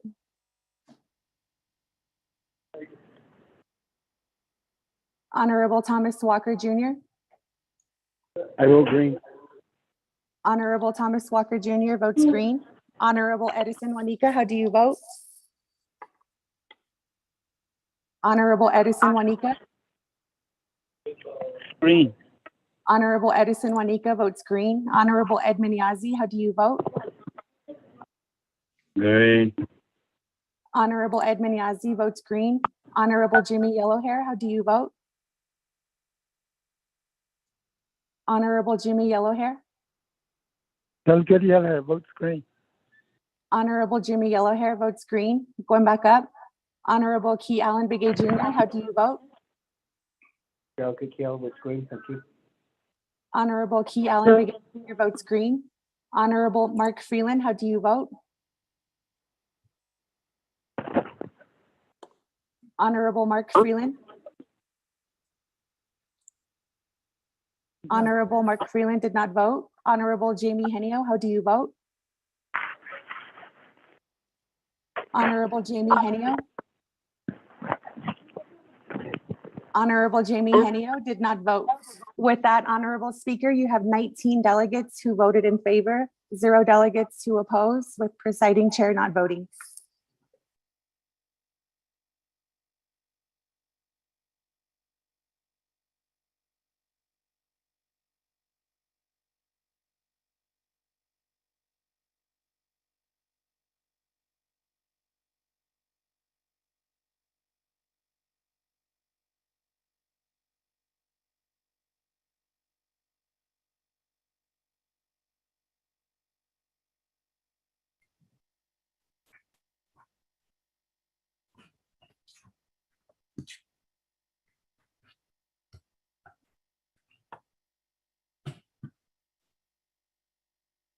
That on a tabling motion with a vote of 19 in favor, 0 opposed, and chair not voting, motion carries.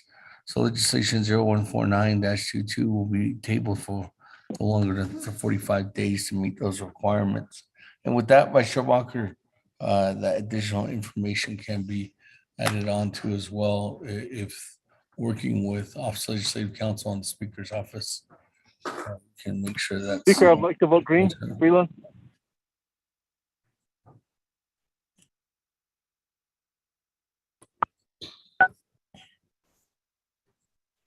With that, Honorable Freeland,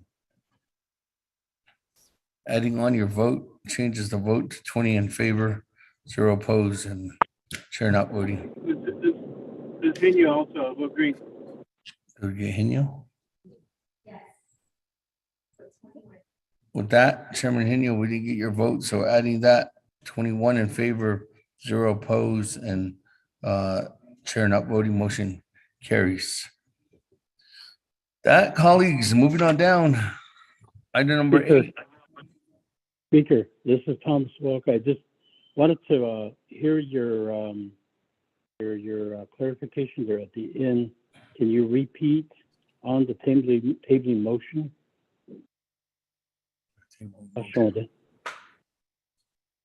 The tabling motion will be for no more than 45 days, and within 45 days, a third-party entity, or giving time for the third-party entity to have a resolving resolution regarding their action. And that action can be implemented by any kind of document, or if there's any kind of personal, or not personal, but organizational response. And those responses usually come in a form of resolutions. that to give that adequate time for that organization to put that response together. That's a tabling motion, and then adding on would be outside working together with Office of Legislative Counsel and the Speaker's Office, Honorable Vice Chair Walker, for additional information that you're requesting. And I did state that we are open to help assist in that information if need be. So with that, colleagues, moving on down to item number 8, close the meeting announcements. Is there any announcements at this time?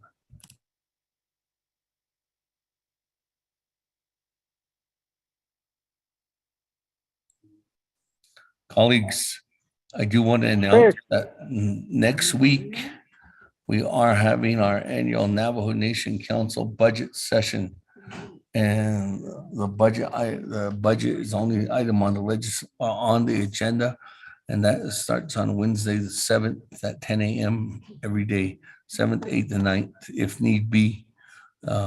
Again, if you are looking to have any kind of legislative concern, condition of appropriation, or any amendments to the budget, please make sure to reach out to Office of Legislative Counsel in advance. Like today, tomorrow, reach out to them so that we can develop the amendment and be ready next week, because it hinders when we have to wait and you're not readily available, colleagues. And if there's needing additional documents or resources, you can reach out to Chief of Staff, Ms. Sherilyn Yazzie, who can help assist with the team to get those documents as well. So I just wanted to announce that's going on next week as too. Any other announcements? Speaker, this is Delegate Begay. Elmer Begay, where's yours?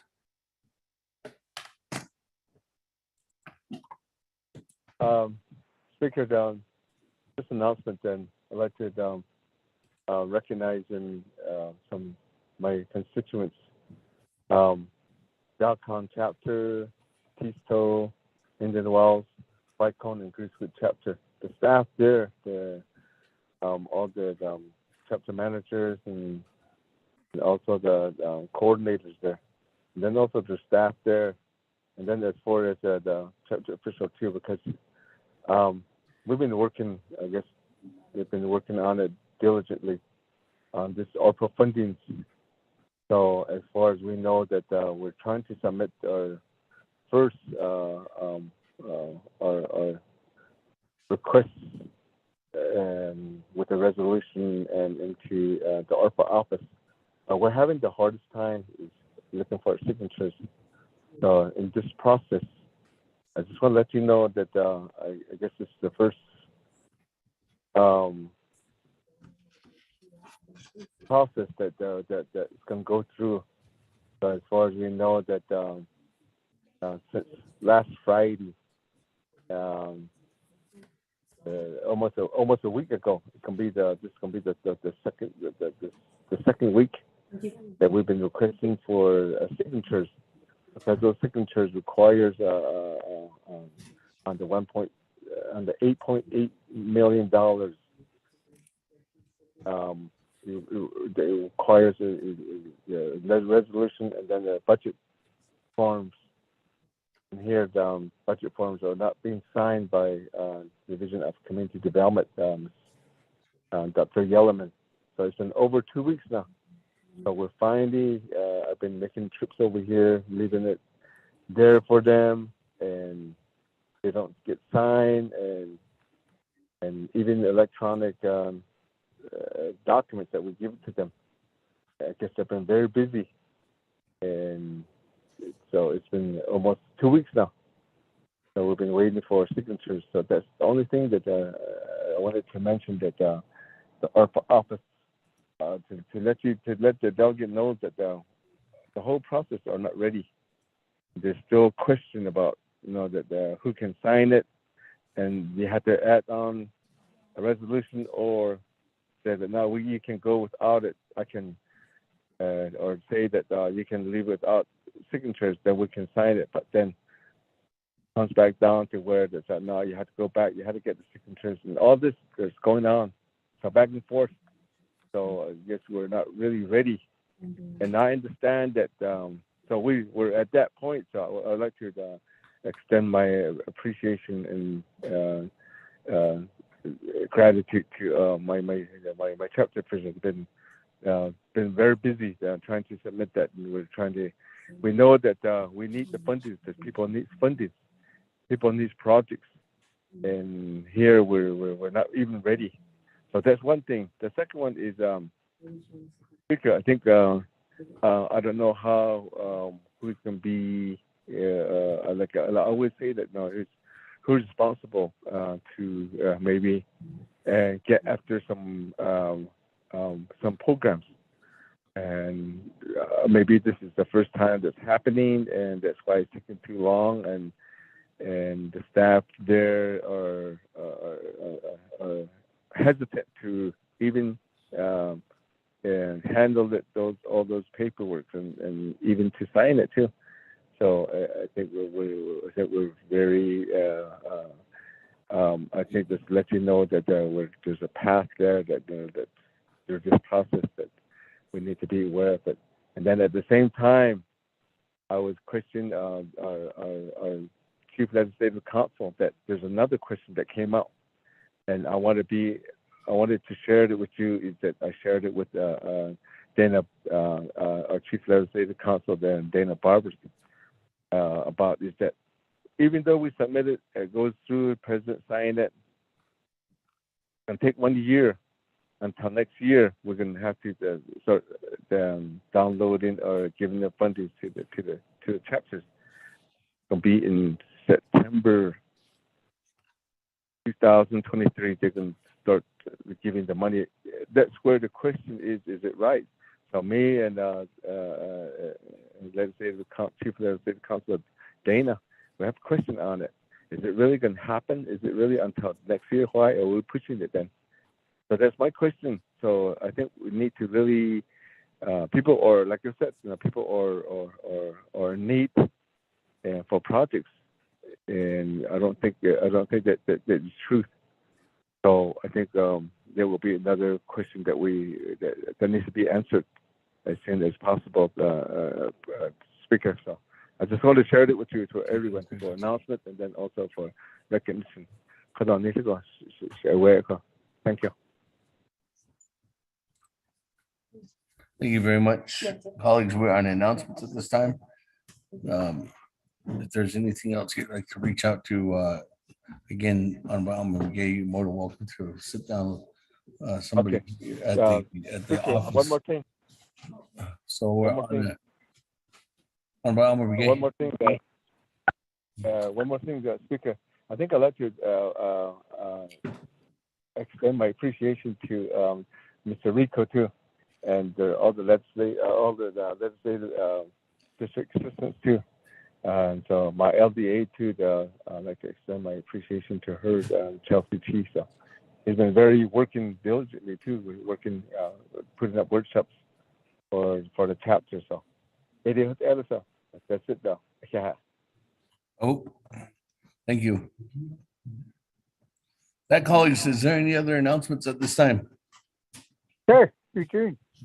Eugene, so we're on announcements. Floor is yours.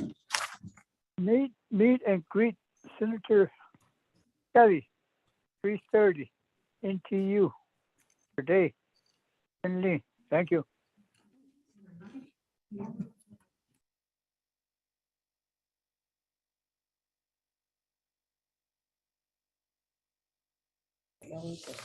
Okay, 3:30 today.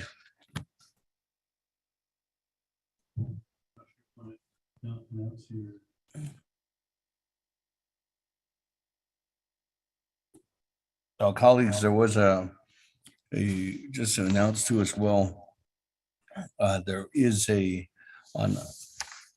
you remember, Honorable Keon Begay had brought legislations forth regarding veterans issues and some changes to the policies. And it was requested that the speaker's office work together to get some public hearing dates. There is 2 public hearings that are scheduled. One is on the 13th, and that is going to be for Eastern NTU. And then the one that's going to be on September 14th, and that's going to be at Monument Valley High School. And those flyers should be going out as soon as possible, as soon as we get the final confirmation. But those are the tentative dates that are scheduled for next month. There is a possible meeting that we might be having a presentation from BOR, Bureau of Reclamation, on the 14th, a Navajo Nation Naabik'iytiI Committee work session that day. We're just still checking if BOR is going to be around that day still. Colleagues, as soon as we get that information, we'll send that out too as well. Freeland, floor is yours on announcements. Speaker, good afternoon. Just FYI again, in relation to New Mexico chapters and Capital LA, I believe that some of our chapters are still working to submit their ICIPs, but those are already been due to New Mexico Department of Finance Administration. The word on the street is that the state of New Mexico is going to be receiving record revenue for 2023. So it's going to be something again that tops 2022. And I really want our chapters and everyone to get positioned very well, and hopefully we can leverage some of the ARPA money too to help a lot of our chapters out. But as well as our senior centers are also in the midst of also having their project submissions and their ICIP submitted too. So just Daltex and Navajo Nation Daltex as well. Thank you, Speaker. Thank you very much. Colleagues, any other announcements at this time? Speaker, Yes, I have a Honorable Stewart, yes. Okay. Thank you, Speaker and colleagues and staff. I just got done with a presentation at the fairgrounds, and I spoke with President Nez, because as we are all aware, we've been getting calls from our livestock owners getting ready to prepare to go to the fair.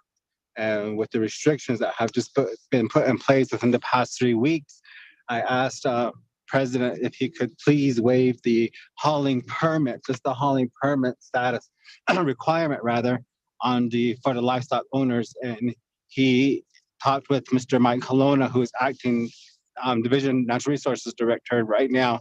So they're going to work on a memo for that, Speaker, so that just the hauling permit by itself is going to be waived for the livestock haulers this coming weekend. That's the announcement I have. Thank you, Speaker. Thank you.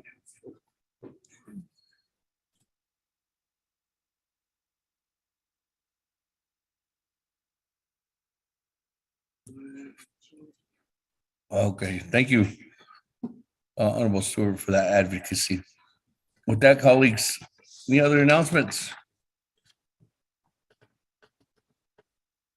If not, as you know, what Honorable Stewart's referring to is the Navajo Nation Fair kicks off this coming Monday, Tuesday, Wednesday, Thursday, Friday, Saturday, and Sunday. It's the 74th annual Navajo Nation Fair. We will be here in Winter Rock, Arizona, and all next week during that time too as well for the budget hearings. Colleagues, we will have those binders available as soon as OMB gets them. If we get them in advance, we'll send out an email if you want to pick them up and you're not going to be here next week. But we will be available. The chambers will be open, and we will be here, and our usual delegates will most likely be here in the chambers with us. But colleagues, you're more than welcome to join us here at the chambers next week. If there's no further announcements, colleagues, have a good day. Have a good rest of the week. Tomorrow's Thursday, Friday. I know there's a number of meetings tomorrow. That's the reason why we didn't have this meeting tomorrow or Friday. Have safe travels if you're traveling, and we'll see you when you see you. If not sooner, then we requested, but we'll see you for sure next week, or hear from you by next week on the 7th. So at this time, I'm going to need a motion to adjourn. Motion by Motion to adjourn, Charles Newton. Second by Madam Chair Charles Newton at 12:12 p.m. That, colleagues, let's go to the board. Honorable Edison Monica. Madam Chair Charles Newton. Honorable Elmer Begay, how do you vote? Honorable Elmer Begay. Honorable Elmer Begay did not vote. Honorable Key Allen Begay Jr., how do you vote? Key Allen votes green, thank you. Honorable Key Allen Begay Jr. votes red. Honorable Paul Begay, how do you vote? Excuse me, votes Green, green. green. Green, excuse me. Honorable Key Allen Begay votes green. Honorable Paul Begay, how do you vote? I will get Paul Begay votes green. Honorable Paul Begay votes green. Honorable Nathaniel Brown, how do you vote? Delegate Brown votes green. Honorable Nathaniel Brown votes green. Honorable Eugenia Charles Newton, how do you vote? Honorable Eugenia Charles Newton votes green. Honorable Amber Knez-Bakrati is excused. Presiding Chair, Honorable Speaker Damon, not voting. Honorable Herman Daniels, how do you vote? Honorable Green. Herman Daniels votes green. Honorable Mark Freeland, how do you vote? Honorable Mark Freeland. Vote green. Honorable Mark Freeland votes green. Honorable Pernell Halona, how do you vote?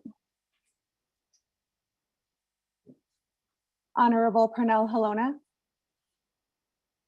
Honorable Pernell Halona did not vote. Honorable Jamie Henio, how do you vote? Honorable Jamie Henio.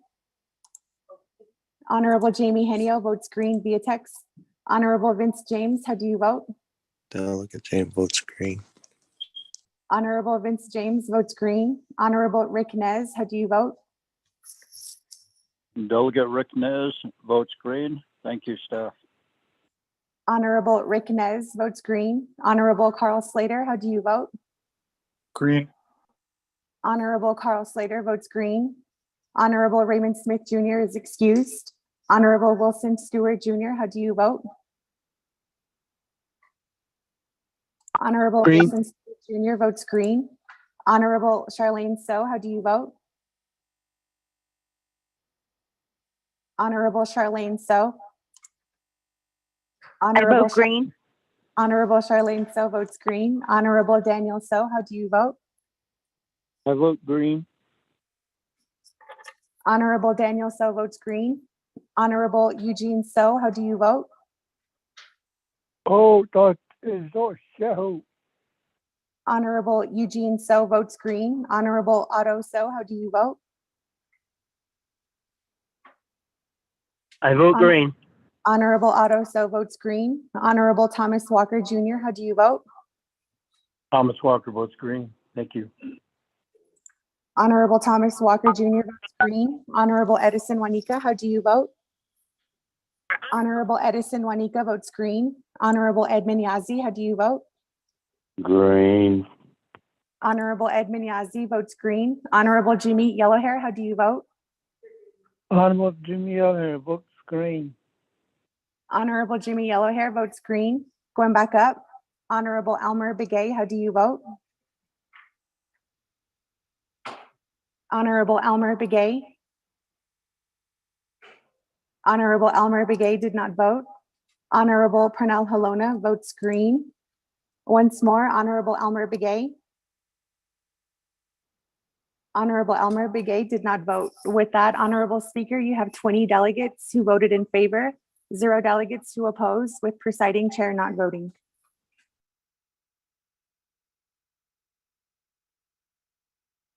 Thank you very much. With that, colleagues, we're officially adjourned at 20 in favor, 0 opposed, and chair not voting. Have a good day, everyone. Safe travels. Going it. You too, Stewie. Oh. What's going on?